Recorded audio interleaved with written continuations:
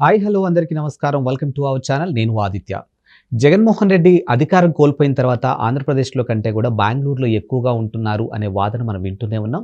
So, ఆయన బెంగుళూరు వెళ్తుంది కూడా అక్కడి ముఖ్యమంత్రితోని కానీ, లేకపోతే అక్కడ ఉప ముఖ్యమంత్రితో కానీ రాజకీయానికి సంబంధించినటువంటి కొన్ని కార్యకలాపాలు నడపడం కోసమే ఆయన అక్కడికి వెళ్తున్నారనే వాదన కూడా మనం వింటూనే ఉన్నాం.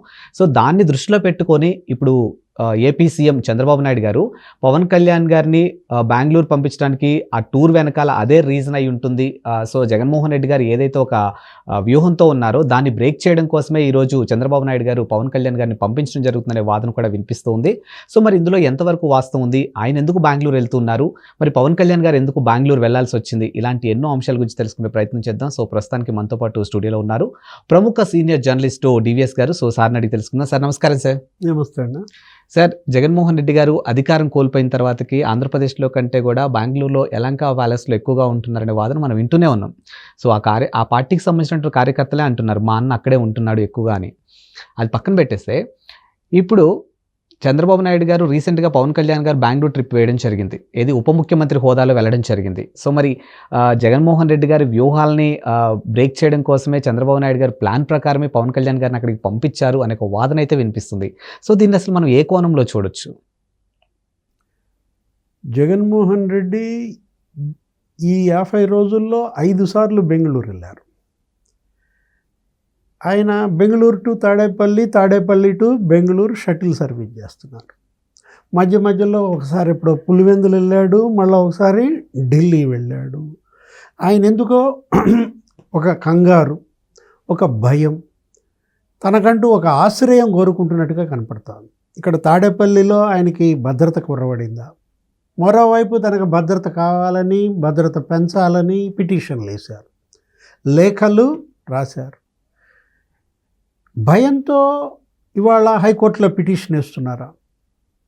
అసలు ప్రతిపక్ష హోదా కోసం ఒక పిటిషన్ వేశాడు. 2 పిటిషన్లు, 5 సార్లు బెంగుళూరుకి, ఒక 5 లెటర్స్ ఎవరికి? రాష్ట్రపతికి కావచ్చు, ప్రధానికి కావచ్చు, కేంద్ర హోంమంత్రికి కావచ్చు, గవర్నర్కి ఒక 2 లేఖలు. ఎలా చూడాలో వీటన్నిటినీ కూడా ఒక స్థిమితం కోల్పోయినటువంటి నాయకుడిగా చూడాలి, ఒక చావు దెబ్బతిన్న పార్టీ నాయకుడిగా చూడాలి. 151 స్థానాల నుంచి 11 స్థానాలకి పడిపోయిన ఆ షాక్ నుంచి ఇతను తేరుకోలేదా? 140 సడన్ డ్రాప్ సీట్లలో. ఓట్ బ్యాంక్ 10% పడిపోయింది. ఇంతకుముందు 50% ఓట్ బ్యాంక్ కాస్త ఇప్పుడు 40%కి పడిపోయింది. అదే తెలుగుదేశం, బీజేపీ, జనసేన మనకి 57% ఓట్ బ్యాంక్ కొట్టారు, 93% సీట్లు కొట్టారు. జగన్మోహన్ రెడ్డికి వచ్చిన సీట్లు కేవలం 6% మాత్రమే. చావు దెబ్బ అన్నది అందుకే. అతను ఉనికి కోసం పోరాటం అటు పార్టీకి, రెండో వైపు అతని విశ్వసనీయత, క్రెడిబిలిటీ క్రైసిస్లో పడ్డాడు. అటు ఐడెంటిటీ క్రైసిస్, ఇటు క్రెడిబిలిటీ క్రైసిస్. అంటే రెండిందాల నష్టం జరిగింది. ఒకటి ఉనికి కోల్పోయాడు, 2 విశ్వసనీయత కోల్పోయాడు. ఒక చెడ్డ పేరు తెచ్చుకున్నాడు. అతను ఏది చెప్పినా నమ్మకూడదు, నిజం చెప్పినా నమ్మకూడదు. బీజేపీని మోసాడు ఇన్నాళ్ళు. 10 ఏళ్ళు అతను పార్టీ ఇప్పుడు బయటకు వచ్చి 12 ఏళ్ళు అవుతున్నది. కాంగ్రెస్తో విభేదించి బయటకు వచ్చాడు. సోనియా గాంధీ మీద బురద జల్లి బయటకు వచ్చారు. వాళ్ళ నాన్నని సోనియాయే చంపించిందన్నారు. అటు రిలయన్స్ మీద ఆరోపణలు చేశారు, సోనియా మీద ఆరోపణలు చేశారు. ఎక్కడో ఇటలీలో ఏదో స్టివార్ట్గా ఉండే ఆమె ఒక రెస్టారెంట్లో ఇక్కడ రాకుమారుడుగా అంటే రాజీవ్ గాంధీకి వలేసి పెళ్లి చేసుకుందని వీడియోలు ప్రసారం చేశారు సాక్షిలో. సోనియా గాంధీ మీద దేశంలో అంత చెడ్డగా ప్రచారం చేసిన పార్టీ కానీ మీడియా కానీ మనం చూడలేదు. Jaganmohan Reddy party, Jaganmohan Reddy media. బీజేపీతో అంటగాగాడు ఈ 10-12 ఏళ్ళు. మొన్న 5 ఏళ్ళు ముఖ్యమంత్రిగా బీజేపీ తెచ్చిన బిల్లులన్నీ ఆమోదించాడు. ఇప్పుడు అసలు బీజేపీ వాళ్ళ అపాయింట్మెంట్సే లేని పరిస్థితి. మొన్న ఢిల్లీ వెళ్తానికి ప్రయత్నించి మోడీ అపాయింట్మెంట్ లేదు, అమిత్ షా అపాయింట్మెంట్ లేని పరిస్థితి. విజయసాయి రెడ్డి వెళ్ళి అమిత్ షాతో కూర్చున్నా కూడా అపాయింట్మెంట్ దొరకలేదంటే అంటే బీజేపీ తలుపులు ఇక తనకి శాశ్వతంగా మూతపడ్డాయి. ఇంతకు ముందులాగా రహస్య స్నేహితుడి పాత్ర కుదరదనే గ్రహించి ఇండియా కూటమి వైపు మొగ్గులేస్తున్నాడు. మొన్న ఢిల్లీ జంతర్ మంతర్ ధర్నాలో కూడా వాళ్ళనే పిలిపించుకున్నాడు. కాంగ్రెస్ రాలేదు, కమ్యూనిస్టులు రాలేదు, మిగతా ప్రాంతీయ పార్టీలు వచ్చాయి. అఖిలేష్ యాదవ్, సమాజ్వాదీ పార్టీ, లేకపోతే శివసేన, సంజయ్ రౌత్, టీఎంసీ వాళ్ళు, ఆప్ వాళ్ళు, ముస్లిం లీగ్ కూడా వచ్చి, సరే ఆ ధర్నా సక్సెస్ అయినా అది ఫ్లాప్ అయినా, వచ్చింది 300 మందే అయినా అందులో పోలీసు, ఈ రాజకీయ నాయకులు వీళ్ళే ఎక్కువ ఉన్నా, అతనేంటి ఒక ధైర్యం, ఒక ఒంటరితనంలో నాకు వీళ్ళు వచ్చారు అన్న ఒక మొరాలిటీ బిల్డప్ కోసం ప్రయత్నంగా కనపడింది. ఇప్పుడు బెంగళూరులో ఈ 5 టూర్లు ఎందుకు? పదే పదే బెంగళూరు ఎందుకు వెళ్తున్నాడు? అక్కడ డీకే శివకుమార్ ఉప ముఖ్యమంత్రి, ఎవరైతే షర్మిలను తీసుకువెళ్ళి సోనియా పాదాల మీద వేసి, మరి రాజీవ్, అదే రాహుల్, తర్వాత ప్రియాంక, ఇవాళ షర్మిల, వాళ్ళు అడాప్ట్ చేసుకున్నారు. మొన్న కూడా రాహుల్ గాంధీ నాకు దేవుడిచ్చిన చెల్లి షర్మిల అంటూ, షర్మిల భవిష్యత్తుకి మాది గ్యారంటీ అన్నాడు. నన్ను కూడా ఏదో విధంగా సోనియా అపాయింట్మెంట్ కోసమా, డీకే శివకుమార్ పాకులాట, సిద్ధరామయ్య ద్వారా వెళ్ళటమా, మరి షర్మిల భవితవ్యం ఏంటి? ఏ కండిషన్స్ పెడుతున్నాడు జగన్మోహన్ రెడ్డి? షర్మిలని వద్దనుకుంటే తను విలీనం చేస్తాడా కాంగ్రెస్లో?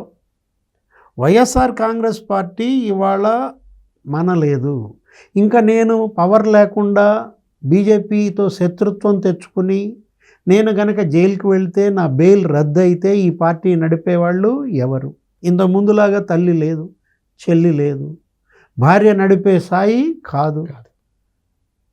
విలీనమే ఇక అంతిమ పరిష్కారంగా భావించి ఇవాళ జగన్మోహన్ రెడ్డి అడుగులు పడుతున్నట్టుగా కనపడుతుంది. అందుకే బెంగళూరు పదే పదే వెళ్ళడం, అక్కడే మకాం వేయటం.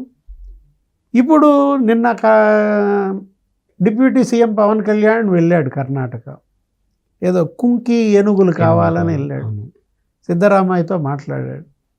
ఇక్కడ ఈ కుప్పం ఈ ఏరియాలో రాయలసీమలో ఆ ఏనుగులు, ఆ మంద, వాటిని కంట్రోల్ చేసుకోవటం కోసం ఇక్కడ కుంకి ఏనుగులు లేకపోతే ఏదో ఒక 4-6 ఏనుగులను అడుగుదామని వెళ్తే 8 ఏనుగులు ఇచ్చినట్టున్నారు. పవన్ కళ్యాణ్ వెళ్ళింది అసలు కుంకి ఏనుగుల కోసమేనా? లేదు ఈ కుంకి ఏనుగుని తీసుకోవద్దని చెప్పడానికి వెళ్ళాడా?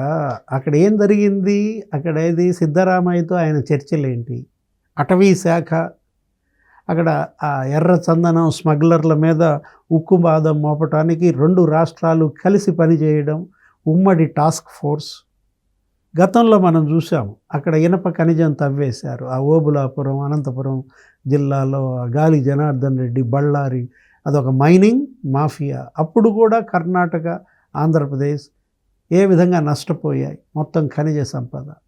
ఇప్పుడు ఈ రెడ్ శాండల్ గత 5 ఏళ్లుగా స్మగ్లర్స్ భారీ ఎత్తున దాన్ని అక్రమ రవాణా చేసిన పరిస్థితి. వైఎస్ఆర్ కాంగ్రెస్ పార్టీ వాళ్ళే స్మగ్లర్లు, స్మగ్లర్లకే వైసీపీ టికెట్లు కూడా ఇచ్చి నిలబెట్టారన్న దీంట్లో ఎర్ర చందనం, దానిపైన ఇవాళ కంట్రోల్ కోసం ఈయన వెళ్ళిన నేపథ్యంలో జరిగిన చర్చలు సిద్ధరామయ్యతో పవన్ కళ్యాణ్ కేవలం అటవీ సంబంధమైన చర్చలేనా? కుంకి ఏనుగుల గురించేనా? లేదు రాజకీయ చర్చలా? కాంగ్రెస్ పార్టీ జగన్మోహన్ రెడ్డిని చేర్చుకోవటానికి సిద్ధంగా ఉందా? ఇవాళ కాంగ్రెస్ తలుపులు జగన్కి కూడా మూసుకుపోయేటట్టుగా కనపడుతున్నాయి. డీకే శివకుమార్ రాయబారం కూడా ఫలించే దిశగా కనపడటం లేదు. ఎందుకంటే రాహుల్ సీరియస్గా ఉన్నాడు జగన్మోహన్ రెడ్డి పైన.